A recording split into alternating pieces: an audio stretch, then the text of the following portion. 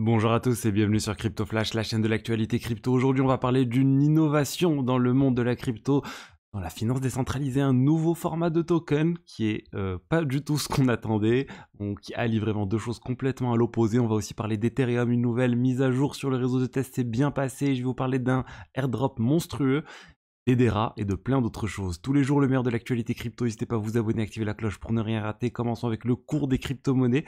Une hausse aujourd'hui globale. Bitcoin à 44 000 $ plus 2,3%. Ethereum 2433 $ plus 2,1%. BNB plus 1%.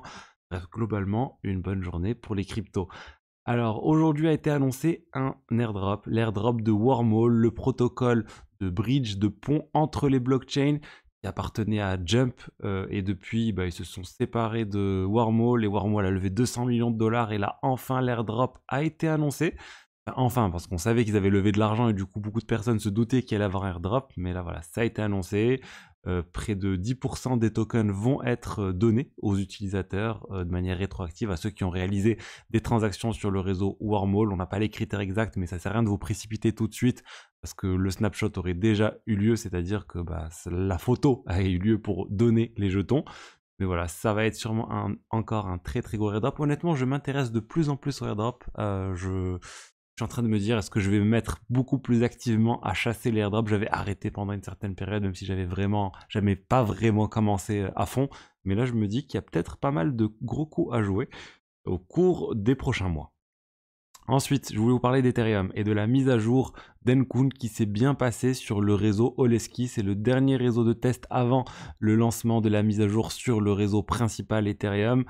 La mise à jour, c'est le proto-dunk sharding, cette solution pour avoir de l'espace en plus sur la blockchain qui va être, on va dire, quasiment utilisé que par les solutions de niveau 2. Et c'est un espace qui va disparaître. C'est assez étrange. Sur le réseau Ethereum, on n'a pas ce type d'espace jusqu'à maintenant.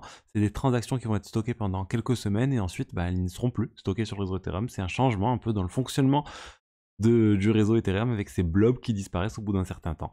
En tout cas, c'est très attendu par les solutions de niveau 2, Arbitrum, Optimism et les divers L2 qui existent sur Ethereum, parce que ça devrait vraiment leur permettre de faire un divisé par 5, divisé par 10, on n'a pas encore les chiffres exacts, mais je pense à minima divisé par 5 sur les frais de transaction. Ensuite, je vous ai parlé d'une innovation qui vient d'être annoncée. Ça se passe sur le réseau Ethereum, mais c'est aussi compatible avec toutes les blockchains EVM. On parle d'un nouveau format de token. Le format de token s'appelle ERC404, 404 comme la page d'erreur, c'est comme ça qu'ils ont trouvé le nom de ce nouveau format de token. C'est un format qui allie les tokens ERC20 et les NFT, les tokens ERC721. Globalement, les tokens ERC20, c'est des tokens fongibles, donc on peut échanger un token par un autre. Et les tokens NFT, les tokens ERC721, c'est des tokens non fongibles. Chaque NFT est unique. Et là, ils ont trouvé un moyen de créer un nouveau format de token qui allie les deux tokens. Le premier exemple de token qui a été créé, c'est Pandora. C'est ceux qui ont créé ce format de token, qui ont créé ce token pour gagner de l'argent. Ça s'appelle Pandora. La capitalisation, elle est la fully diluted valuation. Donc elle est déjà de 172 millions de dollars. Le token, il vaut 17 000 $. Il a pris 100% là en 24 heures et ça fait parler de lui de plus en plus. Comment ça marche? Disons que c'est comme token, vous allez au moins pardon, vous allez obtenir uniquement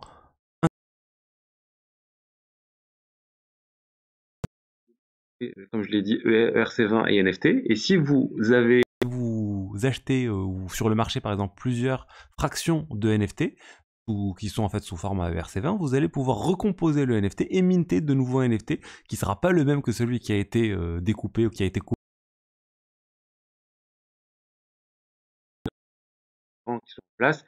Le premier exemple, Pandora avec les 10 000 avatars qui s'appellent Réplicantes qu'ils ont créé, donc ces sortes de NFT. Et voilà, c'est une expérimentation.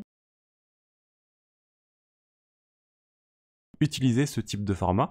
L'avantage, c'est que ça apporte beaucoup de liquidité aux NFT. Il y a des pools de liquidité, par exemple, sur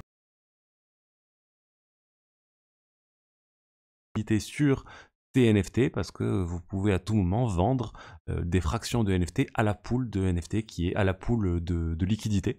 Donc c'est un peu ce que certains protocoles de NFT ont essayé de faire, mais là c'est vraiment très très simple parce que c'est le fonctionnement quasiment classique des tokens ERC20 pour acheter et vendre des NFT. Donc on va voir ce que ça va donner, des jetons ERC20.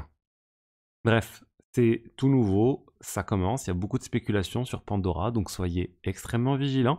C'est déjà à 172 millions de dollars, comme je l'ai dit, en circulation, donc soyez vraiment vigilants. Mais voilà, c'est une innovation et je voulais tout de même vous en parler.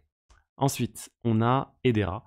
Hedera qui a annoncé un partenariat avec le ministère de l'Investissement en Arabie Saoudite. 250 millions de dollars. Ils vont lancer un fonds de 250 millions de dollars. 50 millions de dollars ont été fournis par Hedera, la blockchain Hedera, et 200 millions de dollars par le ministère en Arabie Saoudite pour investir dans des sociétés crypto basées en Arabie Saoudite qui utilisent Hedera. Donc l'idée c'est de développer l'innovation en Arabie Saoudite, mais aussi de développer Hedera. C'est pour ça que Hedera participe. C'est un gros coup d'Edera parce qu'avec 50 millions, ils arrivent à avoir un effet de levier x4, x5 grâce à l'Arabie Saoudite. Et on va voir si ça va contribuer à développer les choses sur Edera. Parce qu'Edera, oui, ça existe depuis un certain temps. Mais en termes de TVL, en termes de Total Value Locked, c'est pas énorme ce qu'il y a sur Edera. On parle de moins de 80 millions de dollars de TVL.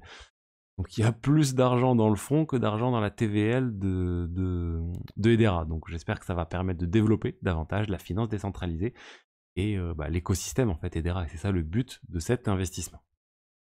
Ensuite, je voulais vous parler de quelque chose qui est en lien avec les cryptos et aussi avec l'intelligence artificielle. Il y a eu un article qui est sorti comme quoi il est possible d'acheter des faux KYC, des fausses pièces d'identité générées par de l'intelligence artificielle pour pas cher, pour 15 dollars. Je vous donne pas les détails, je veux pas avoir des problèmes, mais disons que ça existe. Et les journalistes en question, il a même pu créer un compte chez OKX avec un faux, avec une fake ID, avec un faux permis ou je sais pas, une fausse pièce d'identité, et c'est passé. Il a pu créer le compte.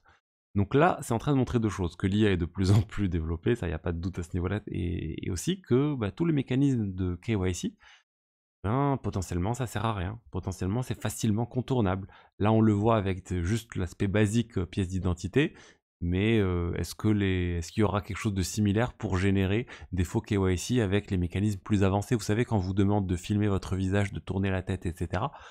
Je pense qu'on n'est pas loin de pouvoir faire des faux KYC de ce type. Et dans ce cas-là, à quoi sert le KYC si on peut créer n'importe quel KYC? Ça n'a pas de sens. Donc c'est juste là pour embêter les utilisateurs et c'est contournable par ceux qui veulent frauder. À un moment donné, il faut trouver une autre solution. Autre solution. Change au niveau des contrôles parce que il y a clairement moyen de contourner tout ça. Donc voilà ce que j'ai à vous dire aujourd'hui sur les diverses actualités crypto du jour. J'espère que le contenu vous a plu. Si c'est le cas, n'hésitez pas à liker, à commenter, à vous abonner. Et je vous dis à demain pour une autre vidéo. Au revoir.